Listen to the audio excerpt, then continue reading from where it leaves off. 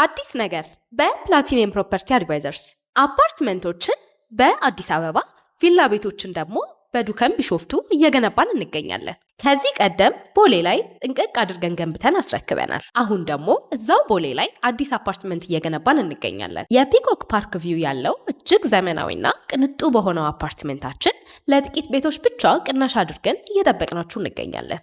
በተጨማሪም በሳር ቤት አፍሪካ ህብረት ፊት ለፊት የግንባታ ደረጃው 75% የደረሰ ቅንጡ አፓርትመንት እየሸጥን እንገኛለን። እንዲሁም በቡልጋሪያ አይሲኤል ጀርባ የተናጠል ካርታ የተዘጋጀለት በቅርብ ቀን ውስጥ የምናስረክበውትን አፓርትመንት በሽያጭ ላይ ነን።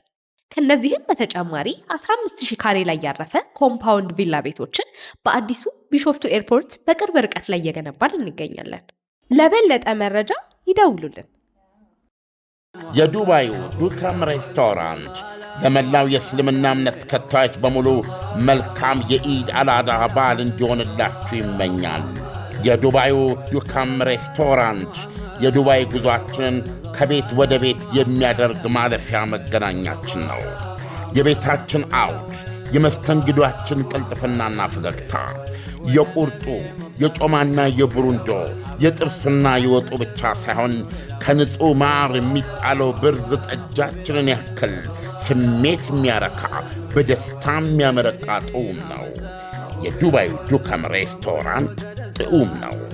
የራሱ የሆነ በቂ የመኪና ማቆሚያ ያለው የተንጣለለ ግቢ ውስጥ የሚገኝ በልዩ ቪአይፒ ክፍሎቹ ጭምር በሚያስተናግደው ዱከም ቤተሰቦች፣ ባልንጀሮች፣ ባልደረቦች፣ ወዳጆች ደስታችሁን አሳልፉ ይላቸዋል።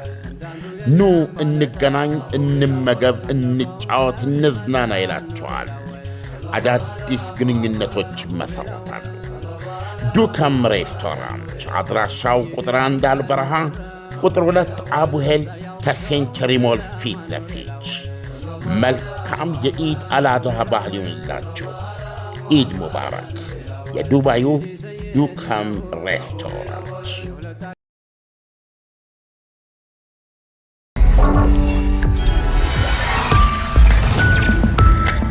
ጤና ይስጥልኝ። ይህ አዋዜ ነው። የዕለቱን ዋና ዋና ጉዳዮች እንመለከታለን። በላይ በቀለ ነኝ። የአሜሪካው መሪ ዶናልድ ትራምፕ የባሕረ ሰላጤው ሀገራት ከእስራኤል ጋር የትብብር ስምምነት እንዲፈጽሙ መጠየቃቸው ተነገረ። ከኢራን ጋር ለሚደረስ ስምምነት ማለትም ከስምምነቱ ጎን ለጎን 6 ሙስሊም ሀገሮች በአሜሪካ የተዘጋጀውን አብርሃም ስምምነት ሊፈርሙ እንደሚገባ ትራምፕ በማኅበራዊ መገናኛቸው ጽፈዋል። ስምምነቱን በቅድሚያ ኳታርና ሳውዲ አረቢያ ይፈርማሉ ብለዋል ትራምፕ። የአብርሃም ስምምነት ትራምፕ በመጀመሪያ የሥልጣን ዘመናቸው የተዘጋጀ ሲሆን ዓላማውም በእስራኤልና በበርካታ የአረብ ሀገሮች መካከል ይፋዊ የዲፕሎማሲ የኢኮኖሚና የጸጥታ ትብብር መመስረት ነው። የመጀመሪያው ፈራሚ ሀገሮች ባህሬንና የተባበሩት አረብ ኤሚሬትስ ሲሆኑ በመቀጠል ሞሮኮና ሱዳን ፈርመዋል። በቅርቡ ደግሞ ካዛኪስታን በይፋ ስምምነቱን መቀላቀሏ ታውቋል። ስምምነቱ የቀጥታም አውሮፕላን በረራዎች፣ የሁለትዮሽ ንግድ፣ የቴክኖሎጂና የጸጥታ ትብብሮች ያካተተ መሆኑ ይነገራል። አሁን ከኢራን ጋር ከሚደረገው ድርድር እንዲያም ሲል ቴሄራን በአካባቢው ሀገሮች ላይ እየፈጠረች ካለው ጫና አንጻር ሀገሮቹ ከእስራኤል ጋር የአብርሃምን ውል እንዲፈራረሙ አሜሪካም ግፊት ማድረግ ጀምራለች። ትብብሩን በቀጠናው ከባድ ሚዛን የሆኑ ቱርክ፣ ሳውዲ አረቢያና ኳታርን የመሳሰሉ ሀገሮች እንዲቀላቀሉ የትራምፕ ፍላጎት ነው ይባላል። በአሁኑ ወቅት ደግሞ እንዲህ ያለ ትብብር በአካባቢው እጅግ አስፈላጊ ስለመሆኑ ፕሬዝዳንቱ ይናገራሉ። ትራምፕ ከ8 የመካከለኛው ምስራቅ ሀገራት መሪዎች ጋር መነጋገራቸውንና ከኢራን ጋር ድርድር ከተጠናቀቀ በኋላ ከእስራኤል ጋር የአብርሃም ስምምነትን መፈረም የግድ ሊሆን እንደሚችል አንስተውላቸዋል። ትራምፕ በስም የጠቀሷቸው 8ቱ ሀገራት ሳውዲ አረቢያ፣ ኳታር፣ ፓኪስታን፣ ቱርክ፣ ግብፅ፣ ዮርዳኖስ፣ ኤምሬትስና ባህሬን ናቸው። በእስራኤሎቹ አባት በአብርሃም የተሰየመውን የትብብር ስምምነት ለማስፋት ፊርማው በሳውዲና በኳታር እንደሚጀመር ትራምፕ ጠቅሰዋል። ከኢራን ጋር የሰላም ሰነድ ከተፈረመ በኋላ ቴሄራንም የአብርሃም ስምምነት አካል ብትሆን ክብር እንደሚሰማቸው በርካቶቹ መሪዎች መግለጻቸውን ትራምፕ አንስተዋል። በአንድ ወቅት እስራኤል እንድትጠፋ ምላ የተገዘተችው ኢራን አሁን ምናልባትም ከእስራኤል ጋር የአብርሃምን ስምምነት ትፈራረም ይሆናል ሲሉ ተስፋቸውን ገልጸዋል። ሀገሮቹ የአብርሃምን ስምምነት ከተቀላቀሉ መካከለኛው ምስራቅ ጠንካራ ወታደራዊና ኢኮኖሚያዊ ውህደት ይፈጥራል ባይ ናቸው ትራምፕ።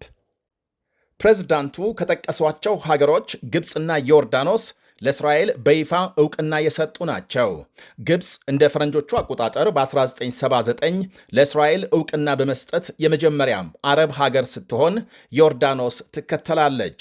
የፍልስጤም ነፃ አውጪ ድርጅት ፒኤልኦ በ1993 ለእስራኤል ዕውቅና መስጠቱ ሲታወስ ኢራን፣ ሳውዲ አረቢያም፣ ሶሪያም፣ ኢራቅ፣ ሊባኖስ፣ የመን፣ ፓኪስታን፣ ኢንዶኔዥያና ማሌዥያን ጨምሮ 28 ሀገራት እስካሁን ለእስራኤል ዕውቅና አልሰጡም። ከኢራን ጋር የተጀመረው ድርድር በጥሩ መንፈስ እየተካሄደ መሆኑን የጠቀሱት ፕሬዝዳንቱ ስምምነት ይደረሳል የሚል እምነት እንዳላቸው ገልጸዋል። ምንም አይነት ስምምነት ካልተደረሰ ግን ወደ ጦር ሜዳም እንመለሳለን ብለዋል። ከእስከዛሬው የሰፋና የጠነከረ ወታደራዊ ዘመቻ የሚታይበት እንደሚሆን አስጠንቅቀዋል። የአሜሪካ ውጭ ጉዳይ ሚኒስትር ማርኮ ሩቢዮ ከኢራን ጋር በቅርብ ሰዓታት ስምምነት ሊደረስ እንደሚችል ቀደም ሲል ላወጡት መግለጫም የኢራን ውጭ ጉዳይ ሚኒስቴር ማምሻውን ምላሽ ሰጥቷል። ከአሜሪካ ጋር የሰላም ንግግር መግባባቶች ቢታዩበትም ስምምነት ግን በቅርብ የሚፈጸም አይመስልም ብሏል የቴሄራን ውጭ ጉዳይ ሚኒስቴር። በአብዛኞቹ የተነሱ ጉዳዮች ላይ መግባባት መደረሱ ትክክል ነው። ያ ማለት ግን ስምምነት በቅርብ ይፈጸማል ማለት አይደለም ሲል ገልጿል። በንግግሩ ከተካተቱ ነጥቦች ቀደም ሲል የተደረሰውን ተኩስ አቁም በ60 ቀናት ማራዘም፣ የሆርሙዝ መተላለፊያ መከፈትና የኢራን ኒኩሌር ፕሮግራምን በተመለከተ ተጨማሪ ድርድር የማካሄድ ዕቅድ የሚሉት ይገኙበታል። ይህንኑ በኢራንና አሜሪካ መካከል ስምምነት ይደረሳል መባሉን ተከትሎ የነዳጅ ዋጋ ቅናሽ ማሳየቱ ታውቋል። በእስያ ገበያም አንድ በርሜል ድፍድፍ ነዳጅ ከ5 በመቶ በላይ፣ በአሜሪካ ገበያም 6 በመቶ ገደማ ቅናሽ አሳይቷል። እስራኤል አንድ ወታደሯ መገደሉን ተከትሎ በሄዝቦላህ ይዞታዎች ላይ መጠነ ሰፊ ጥቃት መክፈቷ ይነገራል። ሄዝቦላህ በፈጸመው የድሮን ጥቃት አንድ የእስራኤል ወታደር ሲገደል ሌላ አንድ መቁሰሉን ተከትሎ የእስራኤል ጦር በሄዝቦላህ ይዞታዎች ላይ መጠነ ሰፊ ድብደባ ፈጽሟል። በደቡባዊ ሊባኖስ ጥቃቱ በተባባሰበት ከተማም ነዋሪዎች ለቀው እንዲወጡ የእስራኤል ጦር ቀደም ሲል ማስጠንቀቂያ መላኩ ተመልክቷል። ይህንኑ የሄዝቦላህን የድሮን ጥቃት ለማስቆም እስራኤል ወሳኝ እርምጃ መውሰድ እንደሚገባት ባለሥልጣናት ግፊት መጀመራቸው ይነገራል። የእስራኤል ገንዘብ ሚኒስትር ቤዛቤል ስሞትሪች ለምሳሌ ሄዝቦላህ አንድ ድሮን በተኮሰ ቁጥር በቤይሩት 10 ሕንፃዎች ሊወድሙ ይገባል እያሉ ናቸው። ተጨባጭ ለሆነ ስጋት ተገቢ ምላሽ መስጠት አስፈላጊ ነው ብለዋል። የሄዝቦላህን የድሮን ጥቃት ለሚቀለብስ የቴክኖሎጂ መፍትሄ 2 ቢሊዮን የእስራኤል ሼቄል ወይም 700 ሚሊዮን ዶላር ልዩ በጀት መጽደቁንም ሚኒስትሩ አመልክተዋል። ኢራንን በመደገፍ ሄዝቦላህ በእስራኤል ላይ ጥቃት ከጀመረ በ3 ወራት ጊዜ በሊባኖስ ከ3000 በላይ ሰላማዊ ሰዎች መገደላቸውን የሊባኖስ ጤና ሚኒስቴር ይገልጻል። 10,000 የሚጠጉ መቁሰላቸውን። በኡጋንዳ መኪና ከዝሆን ጋር ተጋጭቶ 3 ሰዎች ሲሞቱ በጃፓን ቶኪዮ ምንነቱ ባልታወቀ ሽታ 20 ሰዎች ሆስፒታል መግባታቸው ተነግሯል። በሰሜን ምዕራብ ኡጋንዳ ትላንት ሌሊት 7 የሚደርሱ ባለሥልጣናት አሳፍሮ ሲጓዝ የነበረ ተሽከርካሪ ድንገት ከዝሆን ጋር በመጋጨቱ 3 ሰዎች ወዲያው ሕይወታቸው ሲያልፍ 4 ሌሎች ክፉኛ መቁሰላቸው ተነግሯል። ዝሆኑ ላይ ስለደረሰ ጉዳት ምንም የተባለ የለም። በኡጋንዳ እንዲህ ያለ ከዱር እንስሳት ጋር የመጋጨት አደጋም በተደጋጋሚ እንደሚከሰት ሲነገር አሽከርካሪዎች ጥንቃቄ እንዲያደርጉ በየጊዜው ቢነገርም መሻሻል አልታየም። በጃፓን ቶኪዮ ደግሞ በአንድ የገበያ ስፍራም ያልተለመደ ጠንካራ ሽታ መፈጠሩን ተከትሎ 20 የሚደርሱ ሰዎች ታመው ሆስፒታል መወሰዳቸው ተነግሯል። ፖሊስ ባደረገው ማጣራት አንድ ማንነቱ ያልተገለጸ ግለሰብ የረጨው መርዛማ ንጥረ ነገር ሰዎቹን ለጉዳት እንደዳረገ ገልጿል። ግለሰቡ መርዙን በገንዘብ መያዣ ሳጥን ላይ መርጨቱ ከመነገሩ ውጪ ምክንያቱ አልታወቀም። ይህ አዋዜ ነው።